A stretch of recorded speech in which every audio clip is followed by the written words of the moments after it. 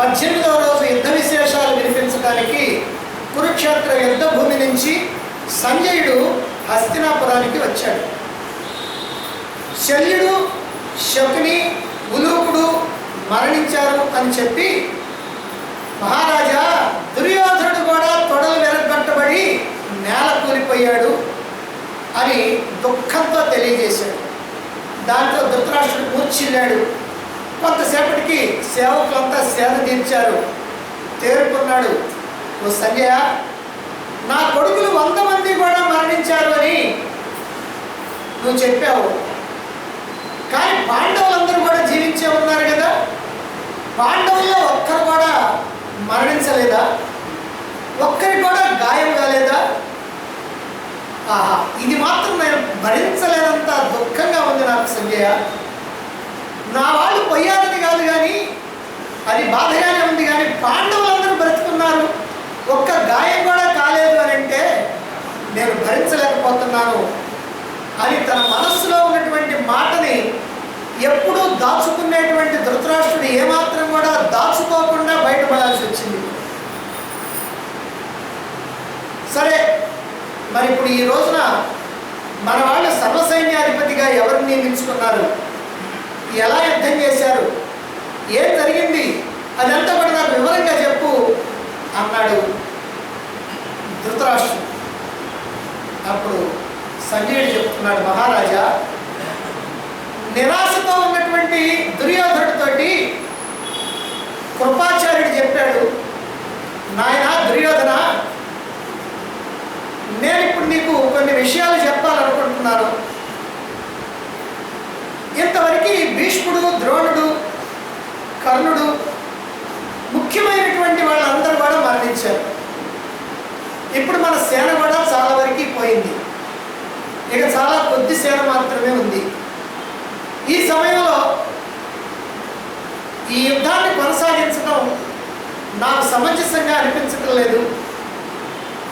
ఎందుకంటే దీంట్లో మనం విజయం సాధిస్తామనేటువంటి నమ్మకం నాకు లేదు.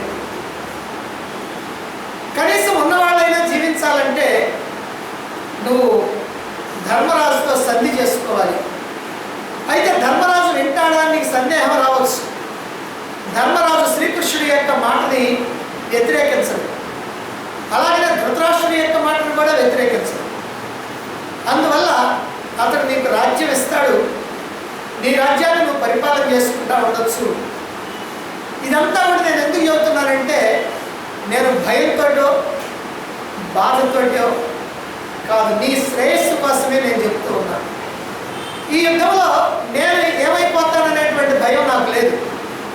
ఇప్పుడే కాదు, ఈ 18 రోజుల నుంచి కూడా నా శాయశక్తిలా నేను చేయగలిగినటువంటి యుద్ధాన్ని నేను చేస్తూ ఉన్నాను.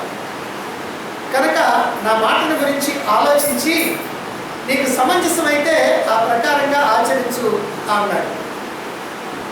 జాగ్రత్తగా ఆలోచించాడు దుర్యోధనుడు. ఇంతకుముందైతే ఆలోచించేవాడు కాదు, కానీ ఇప్పుడు మాత్రం బాగానే ఆలోచించాడు. ఎందుకంటే కృపాచార్యుడు చెబుతున్నటువంటి మాటలన్నీ కూడా తన యొక్క శ్రేయస్సు కోసం చెబుతున్నాయి అనేటువంటి నమ్మకం కలిగింది. అందుకని అంటున్నాడు, మహాత్మా, ఈ 17 రోజుల నుంచి కూడా నా కోసం మీరు ఏ రకంగా కష్టపడుతున్నారో, ఎంత చక్కగా మీరు యుద్ధాన్ని చేస్తున్నారో ఆ విషయం అంతా నాకు తెలుసు. మీరు ఈ యుద్ధానికి భయపడేటువంటి వాడు కాదనేటువంటి విషయం నాకు తెలుసు. ఈ మాటలు మీరు చెబుతున్నారంటే నా శ్రేయస్సు కోసమే మీరు చెబుతున్నారని కూడా నాకు తెలుసు. ఇంతమంది పోయిన తర్వాత ఇంకా ఎందుకు మనం యుద్ధం చేయటం? శత్రువు యొక్క బలం ఎక్కువగా ఉండి మన బలం తక్కువగా ఉన్నప్పుడు యుద్ధం చేయటం శ్రేయస్కరం కాదని బృహస్పతి చెప్పినటువంటి మాట మీరు చెప్పినటువంటి సూచనలో దాగి ఉంది. అది నిజం. కాకపోతే నేను ఇంతమందిని పోగొట్టుకున్న తర్వాత నా బ్రతుకు కోసం అని చెప్పి, నేను జీవించడం కోసం అని చెప్పి ఈ రోజున ధర్మరాజు దగ్గరికి పోయి ఆయన్ని యాచించి నేను రాజ్యాన్ని కనుక స్వీకరించినట్లయితే అది క్షత్రియోచితమైనటువంటి ధర్మం అవుతుందా? క్షత్రియుడైనటువంటి వాడు యుద్ధరంగంలో మరణించాలా లేదా జయించాలా? ఇప్పుడు జయించడం అనేటువంటిది జరగదు, ఆ విషయం నాకు తెలుసు. కాబట్టి నా వాళ్ళందరూ ఏ మార్గంలో స్వర్గానికి వెళ్ళారో ఆ మార్గంలో నేను కూడా వెళ్ళటమే ఇప్పుడు సమంజసమైనటువంటిది అన్నాడు దుర్యోధనుడు. కృపాచార్యుడు నీ ఇష్టం అన్నాడు. దుర్యోధనుడేమో ఇక యుద్ధ సన్నాహాలు ప్రారంభం చేస్తూ ఉన్నాడు. అలా యుద్ధ సన్నాహాలు ప్రారంభం చేస్తూ ఉన్నప్పుడు సేనానులు, వీరులు అందరూ కూడా వచ్చారు.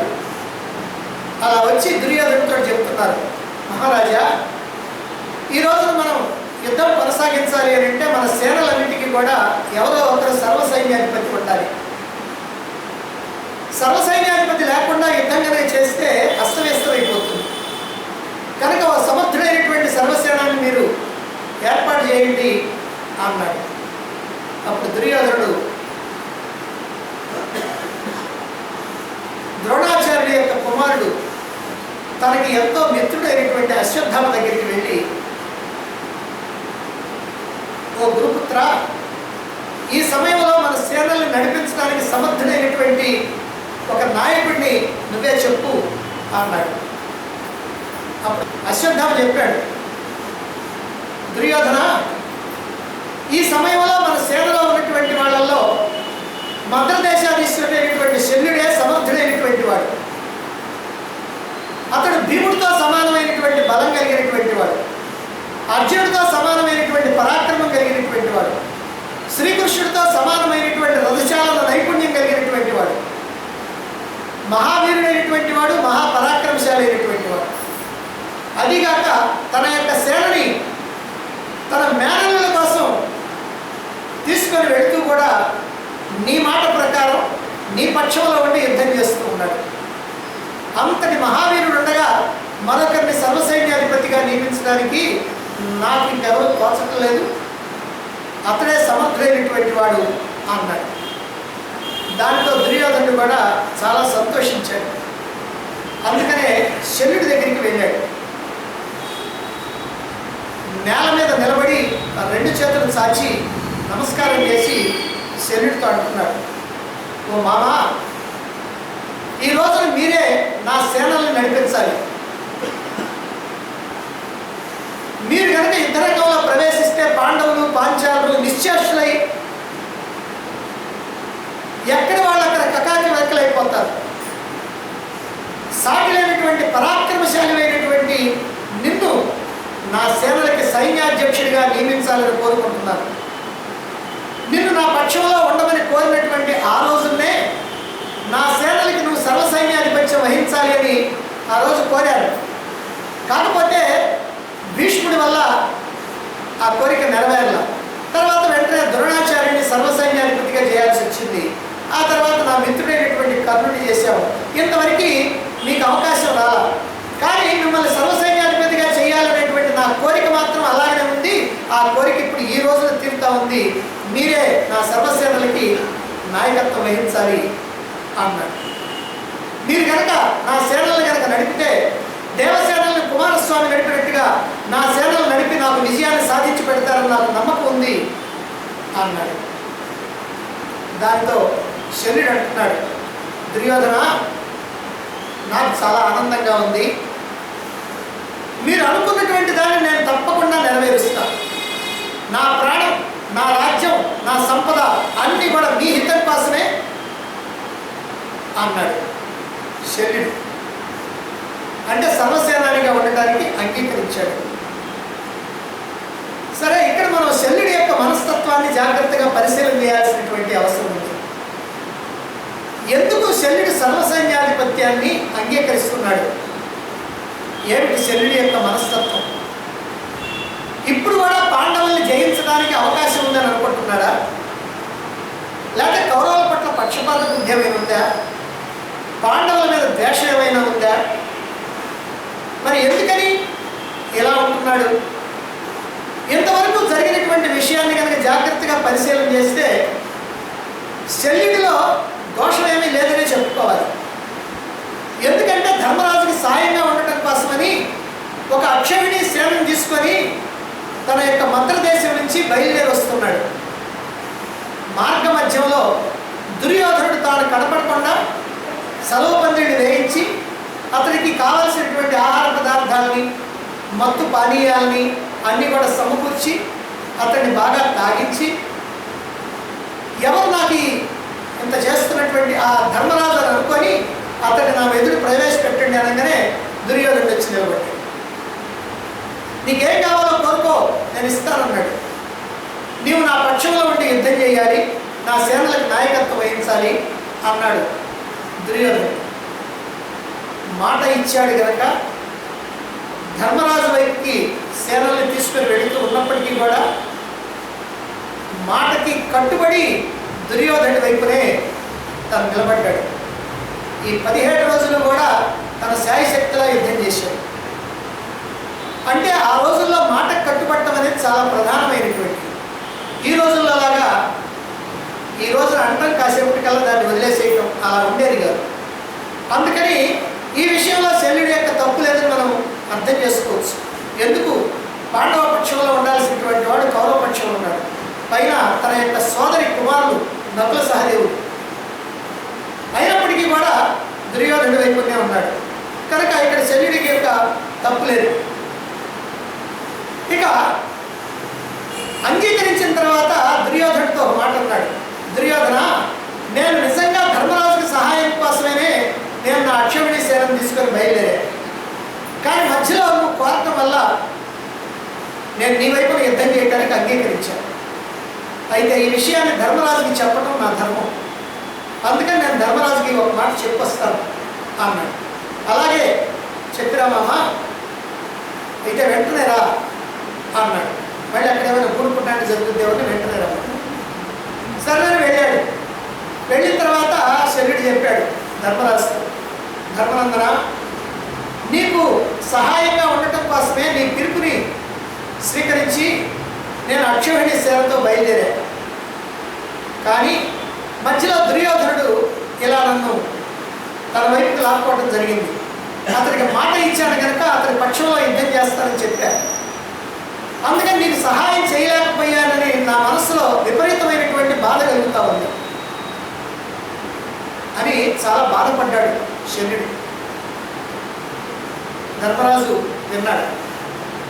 తర్వాత అంటున్నాడు, మామా, నీవు మాట ఇవ్వటం, ఆ మాటను తప్పకుండా దుర్యోధనుడికి సహాయంగా ఉండటం న్యాయం, దాంట్లో తప్పేమీ లేదు. నువ్వు దుర్యోధనుడి పక్షంలో నిలబడి యుద్ధం చేయి. అయితే నాకు సాయపడలేనందుకు చాలా బాధపడుతున్నావు కదా, అందువల్ల నేను ఒక ఉపాయం చెప్తాను, నాకు సాయపడే ఉపాయం. అదేంటంటే నీవు సారథ్యంలో చాలా గొప్పవాడివని, శ్రీకృష్ణుడితో సమానమైనటువంటి నైపుణ్యం కలిగినటువంటి వాడివని లోకంలో అందరికీ తెలుసు. ఆ విషయం దుర్యోధనుడికి కూడా తెలుసు.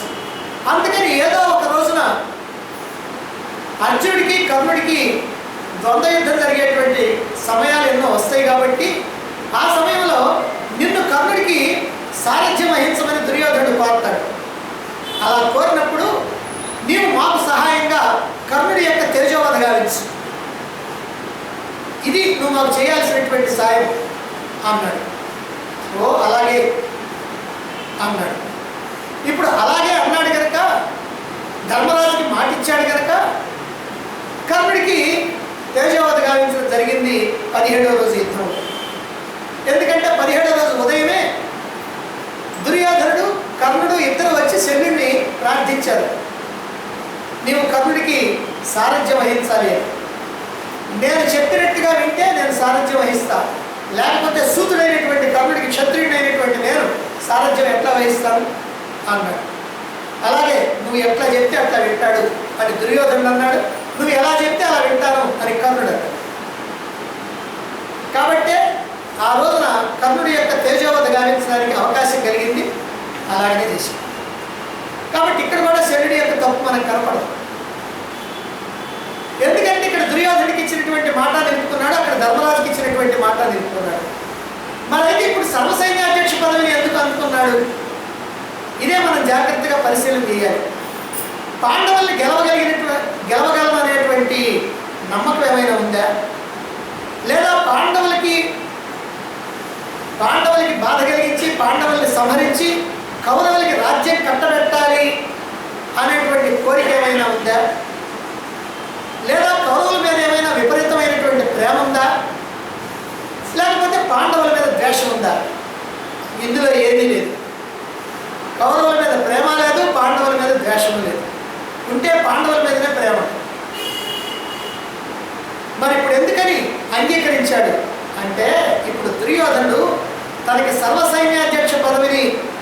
ఇస్తాననేటప్పటికల్లా భీష్ముడు, ద్రోణుడు, కర్ణుడు సర్వసైన్యాధ్యక్షులై ఈ కౌరవ సేనలను నడిపారు ఇంతకాలం.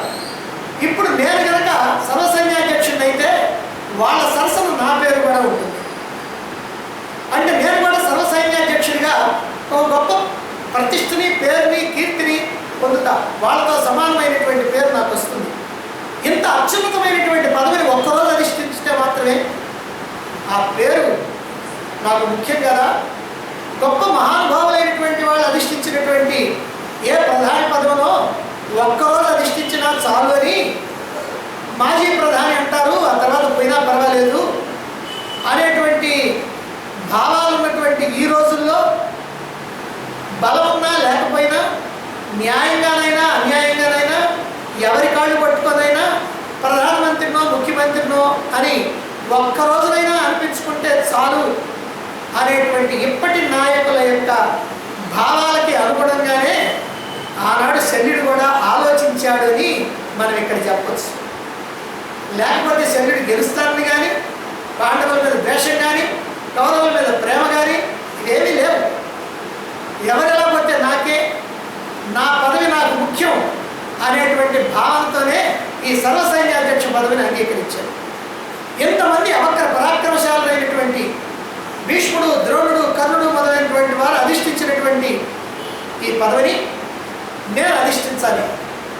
వాళ్ళందరూ మరణించారు. వాళ్ళందరూ మరణించిన తర్వాత నేను మాత్రం బ్రతుకుతానా? ఎట్లాగూ నేను కూడా పోయేవాడిని. అంతేకాదు, ఈ రోజున నేను సర్వసైన్యాధ్యక్ష పదవిని అంగీకరించకపోయినా పాండవులతో యుద్ధం చేయాలి. యుద్ధం చేసినప్పుడు ఎవరో ఒకరి చేతుల్లో నేను పోవటం ఖాయం. ఎందుకంటే భీష్ముడిని, ద్రోణుడిని, కర్ణుడిని పడగొట్టగలిగినటువంటి వాళ్ళు నన్ను పడగొట్టలేరా? కాబట్టి నేను పోవటం ఖాయం. అందువల్ల పోయేది ఎలాగో పోతాను. కాబట్టి ఈ సర్వసైన్యాధ్యక్ష పదవిని అధిష్ఠించగలకపోతే ఈ శల్యుడు అనేటువంటి వాడు ఈ నలుగురు సర్వసైన్యాధ్యక్షుల్లో ఆయన కూడా ఒకడు అనేటువంటి పేరు శాశ్వతంగా నాకు నిలబడుతుంది.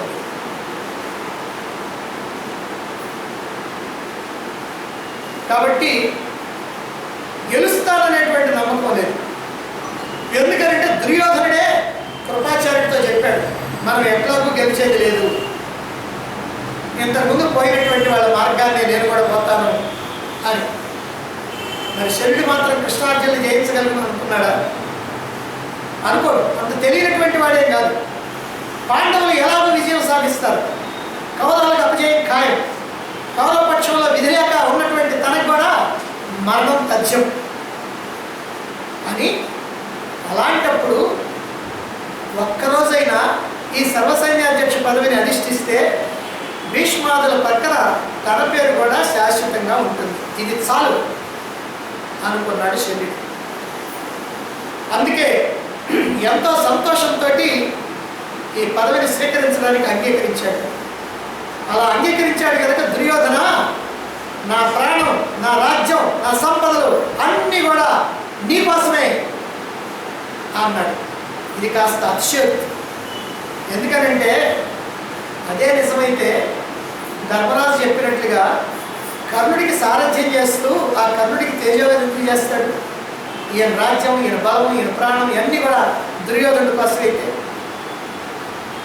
నిజంగా దుర్యోధనుడి యొక్క క్షేమం కోరినటువంటి వాడు కనుక అయితే కృపాచార్యుడు చెప్పినట్టుగానే దుర్యోధన, ఇక మనం గెలుస్తామని గ్యారెంటీ లేదు కాబట్టి వాళ్ళతో పాండవులతో సంధి చేసుకోవాలి కనుక, పాండవులు నాకు మేనల్లుడు కనుక నేనే నిన్ను స్వయంగా ధర్మరాజు దగ్గరికి తీసుకెళ్ళి నేను మాట్లాడతాను, ఇంకా యుద్ధం వద్దు, ఆపేద్దాం అని అనాలి కదా. అలాగే అన్నాడా? అలా ఏమంటున్నాడు? నేను కృష్ణార్జునులు వధిస్తా, భీముడు అంటే నాకు లెక్కలేదు, నా సర్వస్వం నీకోసమే అని అంటున్నాడు. ఇది శల్యుని యొక్క మనస్తత్వం. సరే, దుర్యోధనుడి యొక్క మాటలు విని శల్యుడు సర్వసైన్యాధిపత్యానికి అంగీకరించాడు. అంగీకరించిన తర్వాత మళ్ళీ రెండు మాటలు చెప్తున్నాడు. ఓ దుర్యోధన, రధికుల్లో శ్రేష్ఠులు అజేయులని నీవు కృష్ణార్జునుని భావిస్తున్నావు కదా, వాడు నాతో సమానులు కాదు. నాకు పాండవులకు లెక్క కాదు. భీముడు అందరికంటే బలవంతుడు. ఆ భీముడు కూడా నాతో సమానమైనటువంటి వాడు కాదు. పాండవులతో పాటుగా పాంచాలందరినీ కూడా ఈ రోజే నేను సంహరిస్తా. ఈరోజు యుద్ధంలో నా ప్రతాపం ఏమిటో నువ్వు శుద్ధు కానీ నేను కనుక యుద్ధరంగంలో ప్రవేశించినట్లయితే భయంతో నలుదిక్కల పాండవులంతా కూడా పారిపోవాల్సిందే అన్నాడు శల్యుడు. అప్పుడు శల్యుడిని సర్వసైన్యాధిపతిగా అభిషేకం చేశాడు దుర్యోధనుడు. సరే, ఇక్కడ శల్యుడు కౌరవ సర్వసైన్యాధిపతిగా నియమించబడ్డాడు. ఈ విషయం ధర్మరాజుకు తెలిసింది. ఇప్పుడు ధర్మరాజు శ్రీకృష్ణుడితో అంటున్నాడు. ఇక్కడ కూడా ఒక కొత్త విషయం, దాదాపు ఎవరు ఎప్పుడు అనుకోనటువంటి విషయం ఇది. శ్రీకృష్ణుడితో అంటున్నాడు ధర్మరాజు, కృష్ణ, శల్యుడు కౌరవ సేనలకి సర్వసైన్యాధ్యక్షుడయ్యాడు. అతను మహాబలవంతుడు, మహాపరాక్రమశాలి. ఇప్పుడు ఇక నువ్వే మాకు దిక్కు అన్నాడు ధర్మరాజు. ఇది ధర్మరాజు యొక్క సాధారణమైనటువంటి మాట. ఆ మాటలు విని శ్రీకృష్ణుడు అంటున్నాడు. ఎందుకంటున్నాడో మనం తర్వాత తెలుసుకున్నాం. ఏమంటున్నాడు? ధర్మనందన, శల్యుడి గురించి నాకు బాగా తెలుసు. అతడు భీమసేనుడితో సమానమైనటువంటి వాడు. సమానమేమిటి? భీమసేనుడి కన్నా చాలా గొప్పవాడు, భీమసేనుడి కన్నా బలవంతుడైనటువంటి వాడు. ఇక అర్జునుడితో సమానమైనటువంటి పరాక్రమం, అస్త్రశస్త్ర విద్యా నైపుణ్యం కలిగినటువంటి వాడు. ఇక రథాన్ని నడపడంలో నాతో సమానమైనటువంటి వాడు. అతడు గొప్ప తేజస్సంపన్నుడు, చిత్రమైనటువంటి యుద్ధం చేయడంలో గొప్ప నైపుణ్యం కలిగినటువంటి వాడు. అంతేకాదు, అతడు ఎవరితో ఎలా యుద్ధం చేస్తే అవతల వాడిని జయించగలుగుతాము అనేటువంటి విషయం కూడా బాగా తెలిసినటువంటి వాడు. ఆ విధంగా యుద్ధం చేయగలిగినటువంటి నేర్పరి. ఇప్పుడు కౌరవ పక్షంలో ఉన్నటువంటి వీర యోధులందరిలోనూ శల్యుడిని మించినటువంటి వాడు ఇంకెవ్వరు లేరు. అతడు అత్యుత్తమమైనటువంటి సేనానాయకుడు. భీష్మ, ద్రోణ, కర్ణులు ఇంతవరకు సర్వసైన్యాధిపతులుగా ఉండి మరణించారు. వాళ్ళందరితో సమానమైనటువంటి వాడు శల్యుడు. అసలు సమానమైనటువంటి వాడు కాదు, వాళ్ళకంటే చాలా అధికుడైనటువంటి వాడు. అటువంటి మహా బలవంతుడైనటువంటి వాడు, పరాక్రమశాలి అయినటువంటి వాడు శల్యుడిని సంహరించడం అనేది అంత తేలికైనటువంటి విషయం కాదు. అతన్ని సంహరించాలంటే భీమార్జునుడికి సాధ్యం కాదు, నిలవలేడు అతని ఎదుట. కాబట్టి నువ్వే అతన్ని సంహరించాలి. అతన్ని తప్పకుండా నువ్వు సంహరించగలుగుతావు. అతడు నీ పాలుగా ఎప్పుడో నిర్ణయించబడ్డాడు. నీవు తప్ప అతన్ని ఎదిరించగలిగినటువంటి వీరుడు మన సైన్యంలో ఇక లేనే లేడు. కాబట్టి నీవే శల్యుడిని సంహరించాలి. అయితే ఒక విషయం జాగ్రత్త, నా మామగా దాన్ని నువ్వేం జాలి చూపించుకో అన్నాడు కృష్ణుడు ధర్మరాజుతో.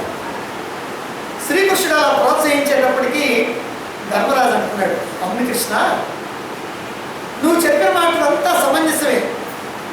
నువ్వు అంటుంటే నాకు ఇప్పుడు గుర్తొస్తా ఉంది. సంజయుడు రాయబారానికి వచ్చినప్పుడు అతడితో నేను ఒక మాట అన్నా, ఓ సంజయ, భీష్ముడు శిఖండి పాలు, ద్రోణుడు దృష్టచిమ్ముడి పాలు, కర్ణుడేమో అర్జునుడి పాలు, దుర్యోధనాన్ని 100 మంది సోదరులు కూడా భీముడి యొక్క పాలు, ఇక శల్యుడున్నాడే అతన్ని నేనే వధిస్తా అని ఆ రోజున సంజయుడితో చెప్పా. ఇక మేము అరణ్యవాసం చేస్తూ ఉన్నప్పుడు మమ్మల్ని పలకరించడం కోసం వచ్చావు. అదిగో ఆ సమయంలో నీతో ద్రౌపది తన యొక్క కష్టాలన్నీ చెప్పుకుంటా ఉంది. నేను ఆ పక్కనే ఉన్నా. నువ్వు ఆమెను ఓదారుస్తూ ఏమన్నావు? ఓ ద్రౌపది, కురు పాండవ సంగ్రామం సరే ఖచ్చితంగా జరుగుతుంది. నిన్ను ఎవరైతే అవమానపరిచారో ఆ దుర్యోధన, దుశ్శాసన, కర్ణ, శకునులతో సహా సమస్తమైనటువంటి కౌరవ వీరులంతా కూడా వాళ్ళ యొక్క రక్తాన్ని ఈ భూమి తాగుతుంది, ఇది తథ్యం అని చెబుతూ కర్ణుడిని అర్జునుడు సంహరిస్తాడు, కౌరవులు 100 మందిని భీముడు సంహరిస్తాడు. ఇక భీముడు నిన్ను పరాభవించినటువంటి దుశ్శాసనుడిని రొమ్ము చీల్చి వెచ్చని రక్తాన్ని తాగుతాడు.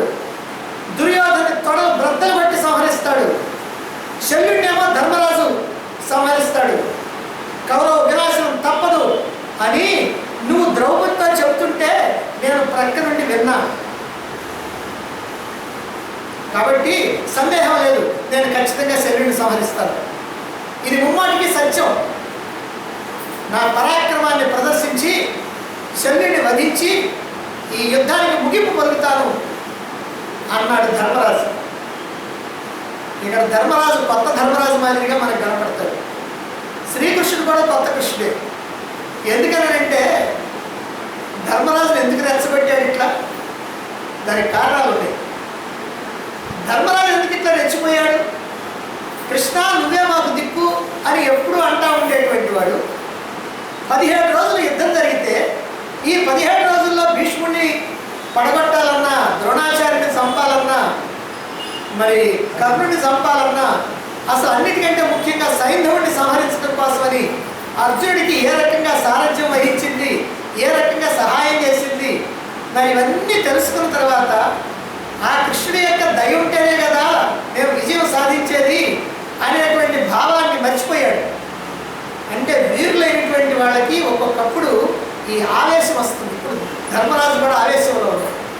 ఏమిటి ఆవేశం అంటే, నువ్వు తప్ప ఇంకెవరు లేరు, నువ్వే శల్యుడిని సంహరించాలని శ్రీకృష్ణుడు చెప్పేటప్పటికీ అవును నేనే సంహరిస్తా అని అంటున్నాడు. అయితే తర్వాత ఈ విషయం యుద్ధంలో ఒకసారి గుర్తుకొస్తుంది. అది ఎప్పుడో ఎందుకో అక్కడ మన విషయాలు చెప్పుకున్నాం. ఈ ప్రకారంగా శ్రీకృష్ణుడు ధర్మరాజుతో శల్యుడు నీ పాలే, నీ వంతే, నువ్వే అతన్ని సంహరించాలి అని చెప్పాడు. ఈ విషయాలన్నీ చెప్పి ధృతరాష్ట్రుడితో సంజయుడు ఇదంతా అక్కడ జరుగుతూ ఉన్నటువంటి దాన్ని మనం ఇక్కడ వింటా ఉన్నాం.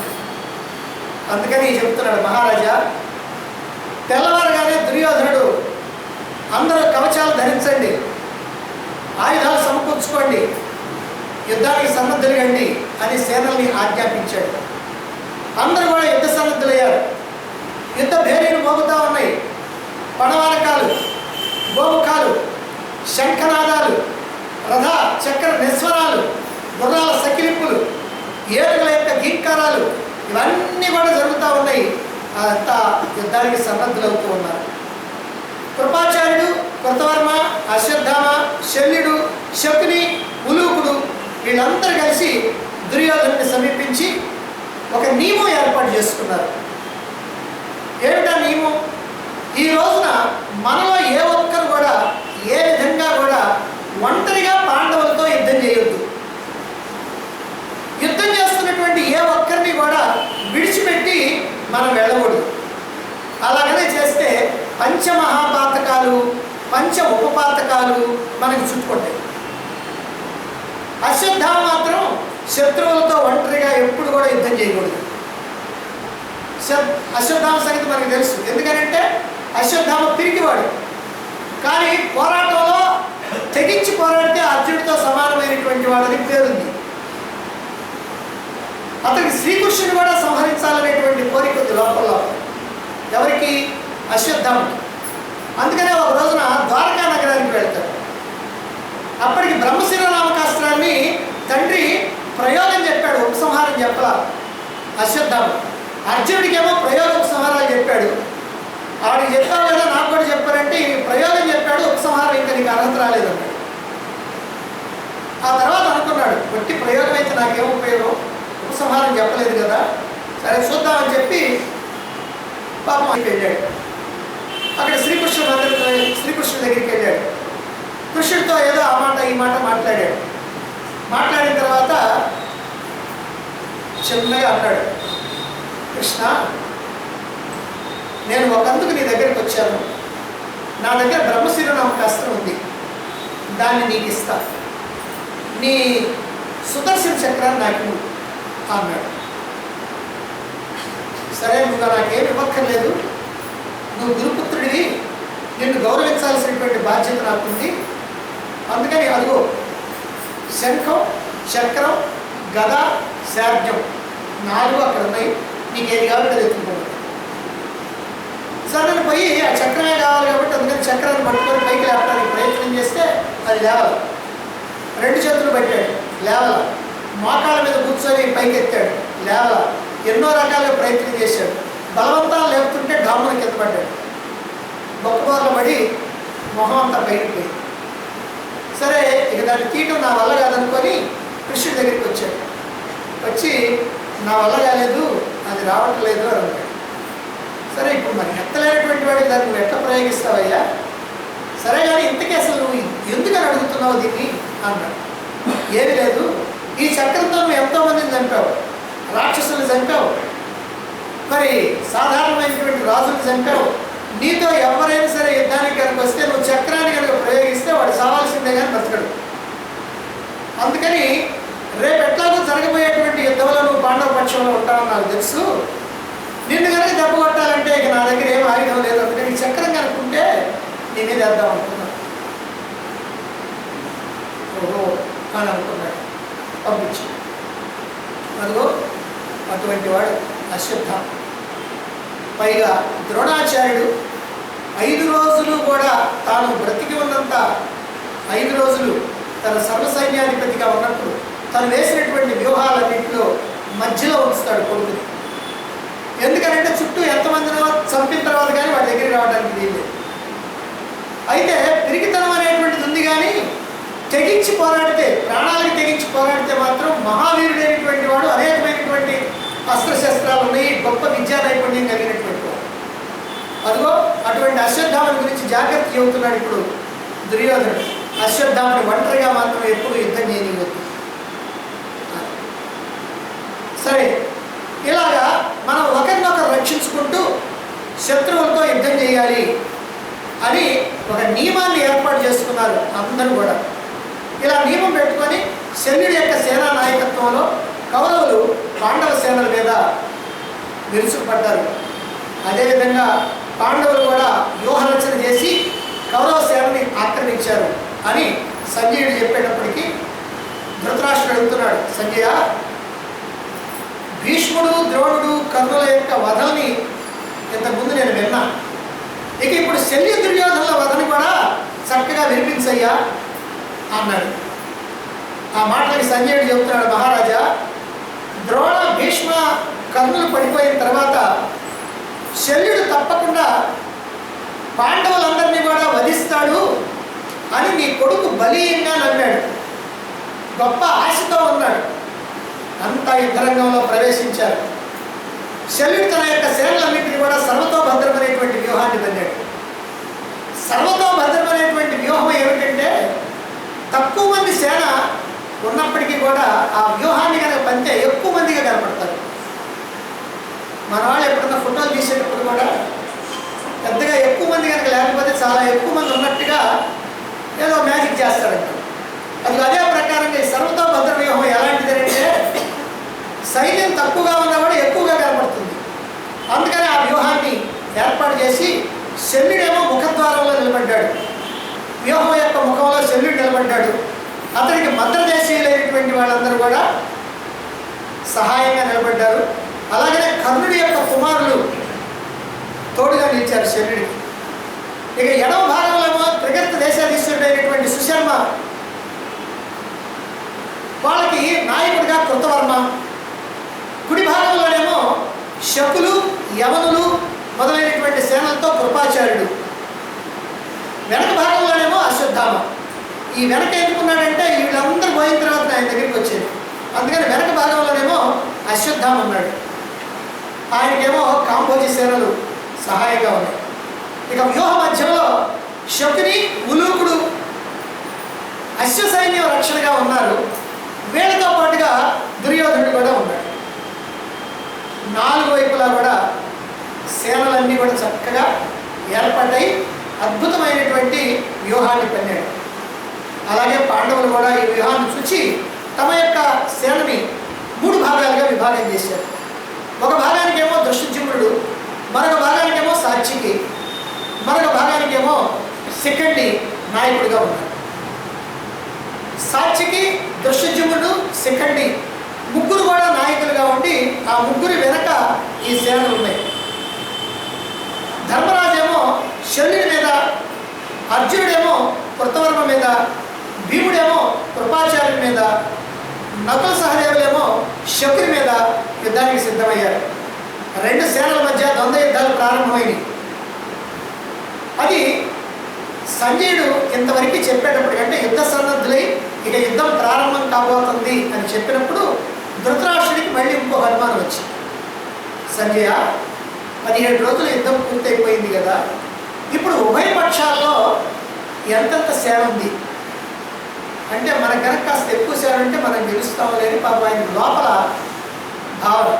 అందుకోసం అడిగాడు, మనకెంత సేన మిగిలింది, వాళ్ళకెంత సేన మిగిలింది అని అడిగితే దానికి సమాధానంగా సంజయుడు చెప్తున్నాడు, మహారాజా మీ పక్షంలో 11,000 రథాలు, 10,700 ఏనుగులు, 2 లక్షల గుర్రాలు, 3 లక్షల పదాకులు ఉన్నాయి.